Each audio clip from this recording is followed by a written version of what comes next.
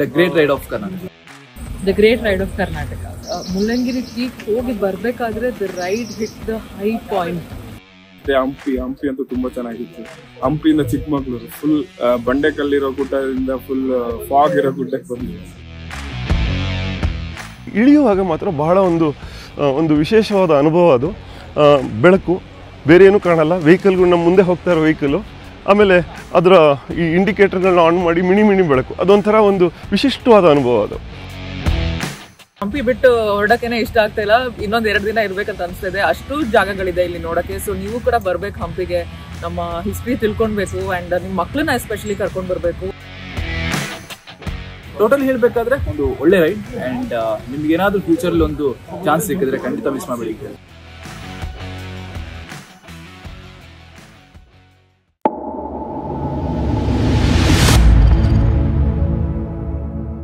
So hi, ನಾನು ಅಭಿಷೇಕ್.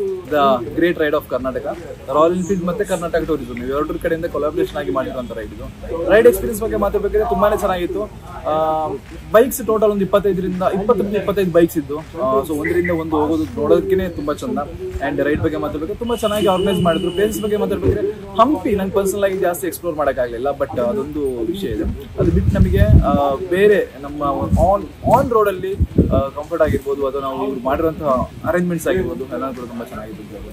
ನಾವು first ಬ್ಯಾಂಗ್ಳೂರಿಂದ Hampi ಹೋಗಿ, ಹಂಪಿಯಿಂದ ನೆಕ್ಸ್ಟ್ ನಾವು ಚಿಕ್ಕಮಗಳೂರು ಹೋಗಿ, ಅಲ್ಲಿ ಕ್ರೇಜಿ ಆಗಿರುವಂತ ಎಕ್ಸ್ಪೀರಿಯನ್ಸ್ ಯಾವುದು ಅಂದ್ರೆ ನಾವು ಮುಳ್ಳಯ್ಯನಗಿರಿ ಪೀಕ್ ಅಲ್ಲಿ ಆ ಒಂದು ಗಾಳಿ. ಸೊ ಅಲ್ಲಿ ಹೋಗಿ ಊಟ ಎಲ್ಲ ಮುಗಿಸ್ಕೊಂಡು ನಾವು ಆಲ್ಮೋಸ್ಟ್ ಒಂದು 6:30 ಆಗಿತ್ತು ನಾವು ಅಲ್ಲಿ ಹೋಗ್ತಾ. ಫಸ್ಟ್ ಟೈಮ್ ನಾನು ಮುಳ್ಳಯ್ಯನಗಿರಿ ಹೋಗಿದ್ದೀನಿ, ಬಟ್ ಆ ಟೈಮಲ್ಲಿ ಹೋಗೋದು ಫಸ್ಟ್ ಟೈಮ್. ಒಂದ್ ರೀತಿ ಪ್ರಿವಿಲೇಜ್ ಅಂತ ಹೇಳ್ಬೋದು. ನಮಗೆ 5:30 ಮೇಲೆ ಅಲ್ಲಿ ಇರಕ್ಕಾಗಲ್ಲ, ಬಟ್ ಇದು ಊರೆಲ್ಲ ಅರೇಂಜ್ ಮಾಡಿರೋದ್ರಿಂದ ನಾವು ಆ ಟೈಮಲ್ಲಿ ಅಲ್ಲಿ ಹೋಗಕ್ಕಾಯ್ತು. ಅಂಡ್ ಅಲ್ಲಿ ಮಾತ್ರ ಗಾಳಿ ಆಗಿರ್ಬೋದು, ಚಳಿ ಆಗಿರ್ಬೋದು, ಸೊ ಹೆಲ್ಮೆಟ್ ತೆಗೆದು ಸ್ಕಾರ್ಫ್ ಹಾರ್ಕೊಂಡು ಹೋಗ್ತಾ ಇತ್ತು. ಸೊ ಅಷ್ಟೊಂದು ಕ್ರೇಜಿ ಆಗಿರೋ ಎಕ್ಸ್ಪೀರಿಯನ್ಸ್ ಅಂತ ಹೇಳ್ಬೋದು. ಟೋಟಲ್ ಹೇಳಬೇಕಾದ್ರೆ ಒಂದು ಒಳ್ಳೆ ರೈಡ್ ಅಂಡ್ ನಿಮ್ಗೆ ಏನಾದ್ರೂ ಫ್ಯೂಚರ್ ಒಂದು ಚಾನ್ಸ್ ಸಿಕ್ಕಿದ್ರೆ ಖಂಡಿತ ಮಿಸ್ ಮಾಡಬೇಡಿ ಅಂತ. Thank you. ನಮಸ್ಕಾರ, ನನ್ನ ಹೆಸರು ಐಶ್ವರ್ಯ ಗೌಡ ಅಂಡ್ ಇವತ್ತು the great ride of Karnataka ಅಂತ ರಾಯಲ್ ಎನ್ಫೀಲ್ಡ್ ಮತ್ತೆ ಕರ್ನಾಟಕ ಟೂರಿಸಂ ಡಿಪಾರ್ಟ್ಮೆಂಟ್ ಆರ್ಗನೈಸ್ ಮಾಡಿರೋ ರೈಡ್ಗೆ ಬಂದಿದ್ದೀನಿ. ಆ್ಯಂಡ್ ತುಂಬಾ ಚೆನ್ನಾಗಿತ್ತು ಎಕ್ಸ್ಪೀರಿಯನ್ಸ್. ನಾನು ಹಂಪಿಗೆ ಬಂದಿದ್ದು ಯಾವಾಗ ಸ್ಕೂಲ್ನಲ್ಲಿ ಇದ್ದಾಗ ಈ ಹಂಪಿ ಇಂಪಾರ್ಟೆನ್ಸ್ ಗೊತ್ತಿಲ್ಲದೆ, ಹಂಪಿ ಪ್ಲೇಸ್ ಎಷ್ಟು ವರ್ಷಗಳ ಹಳೇದು, ಎಷ್ಟು ಇಂಪಾರ್ಟೆಂಟ್ ಆ ಹಿಸ್ಟ್ರಿ ಗೊತ್ತಾಗೋದು ಅನ್ನೋದು ಗೊತ್ತಿಲ್ಲದೆ ಬಂದಿದ್ದೆ. ಬಟ್ ಇವಾಗ ಬಂದಾಗ royal Enfield did a good job. ಖಂಡಿತ ನಮಗೆ ಅದರ ಹಿಸ್ಟ್ರಿ, ಆಮೇಲೆ ಆ ಪ್ಲೇಸಸ್ ಮಹತ್ವ ಎಲ್ಲಾನು ತುಂಬಾ ಚೆನ್ನಾಗಿ ತೋರಿಸಿದ್ರು. ಆ್ಯಂಡ್ ನನಗೆ ಹಂಪಿ ಬಿಟ್ಟು ಹೊರಡಕ್ಕೇನೆ ಇಷ್ಟ ಆಗ್ತಾ ಇಲ್ಲ, ಇನ್ನೊಂದು 2 ದಿನ ಇರ್ಬೇಕಂತ ಅನಿಸ್ತಿದೆ. ಅಷ್ಟು ಜಾಗಗಳಿದೆ ಇಲ್ಲಿ ನೋಡಕ್ಕೆ. ಸೊ ನೀವು ಕೂಡ ಬರ್ಬೇಕು ಹಂಪಿಗೆ, ನಮ್ಮ ಹಿಸ್ಟ್ರಿ ತಿಳ್ಕೊಳ್ಬೇಕು ಅಂಡ್ ನಿಮ್ಮ ಮಕ್ಕಳನ್ನ ಎಸ್ಪೆಷಲಿ ಕರ್ಕೊಂಡು ಬರಬೇಕು. ಅವ್ರಿಗೆ ಇದ್ರ ಇಂಪಾರ್ಟೆನ್ಸ್ ಗೊತ್ತಿರಬೇಕು. ಸೊ ನಾವೇ ಇಷ್ಟೆಲ್ಲ ತಿಳ್ಕೊಂಡ್ವಿ ಅಂತಂದ್ರೆ ನಿಮ್ಮ ಮಕ್ಕಳು ತುಂಬಾನೇ ಇಷ್ಟಪಡ್ತಾರೆ ಈ ಜಾಗಗಳನ್ನ. ಖಂಡಿತ ಕರ್ಕೊಂಡು ಬನ್ನಿ, ನಮ್ಮ ಹಳೆ ಜಾಗಗಳ ಮಹತ್ವಗಳನ್ನ ತೋರಿಸಿ ಅವ್ರಿಗೆ ಹೇಳ್ಕೊಡಿ. ಇದನ್ನ ನೆಕ್ಸ್ಟ್ ಜನರೇಷನ್ಗೆ ಕ್ಯಾರಿ ಮಾಡಿ. ಸೊ ಅಷ್ಟು ಹೇಳ್ತೀನಿ. Thank you so much.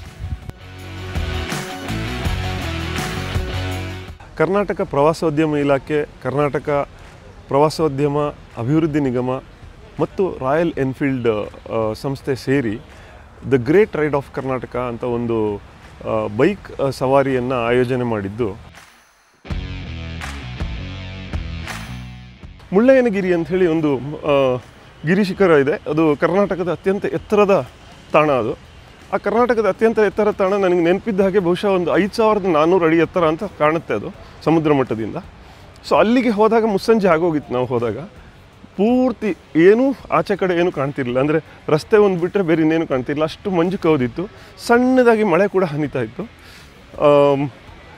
ಚಳಿ ಅಂತ ಹೇಳಿದರೆ ನಾವು ಯಾರನ್ನಾರು ಅಕ್ಕಪಕ್ಕ ಇದ್ದವ್ರನ್ನ ಮಾತಾಡ್ಸೋಕ್ಕೂ ಆಗದೇ ಇರೋಷ್ಟು ಒಂದು ಚಳಿ ಇತ್ತು. ಮಾತಾಡ್ತಿದ್ರೆ ಆಗ್ತಿತ್ತು. ಸೊ ಆ ಒಂದು ಸುಂದರವಾದ ವಾತಾವರಣದಲ್ಲಿ ನಾವು ಅದರ ತಪ್ಪಲುವರೆಗೆ, ಅಂದರೆ ಮೇಲೆವರೆಗೆ ನಾವು ಬೈಕಲ್ಲೇ ಹೋದ್ವಿ, 15-16 ಬೈಕ್ಗಳು.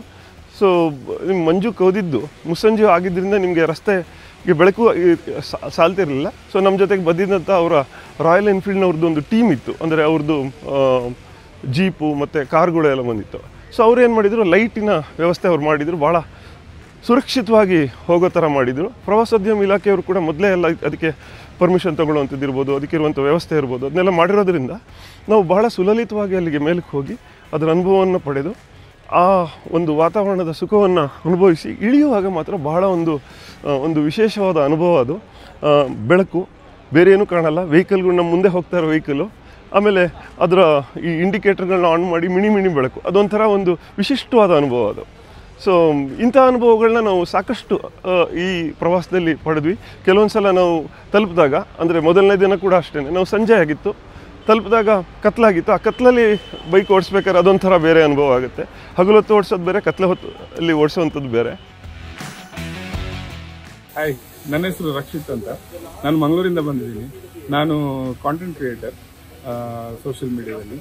ಸೊ ಈ great ride of Karnataka, so ಇದು ತುಂಬ ಚೆನ್ನಾಗಿ ಆಗ್ತಿದೆ ರೈಡ್.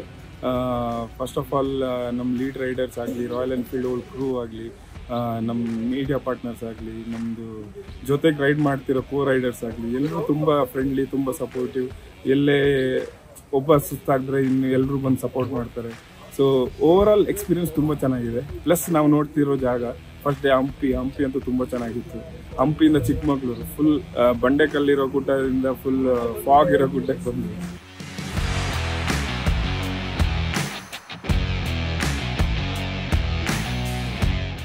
ನಮಸ್ತೆ ಎಲ್ಲರಿಗೂ, ನಾನು ಪ್ರಿಯಾಂಕಾ.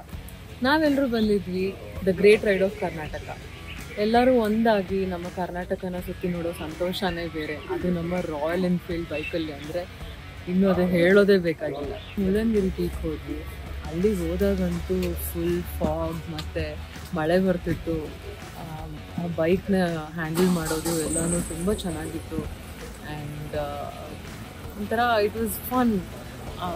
ಮುಳ್ಳಯ್ಯನಗಿರಿ ಪೀಕ್ ಹೋಗಿ ಬರಬೇಕಾದ್ರೆ the ride hit the high point. ಒಂಥರ ಸಂತೋಷವಾಗಿತ್ತು.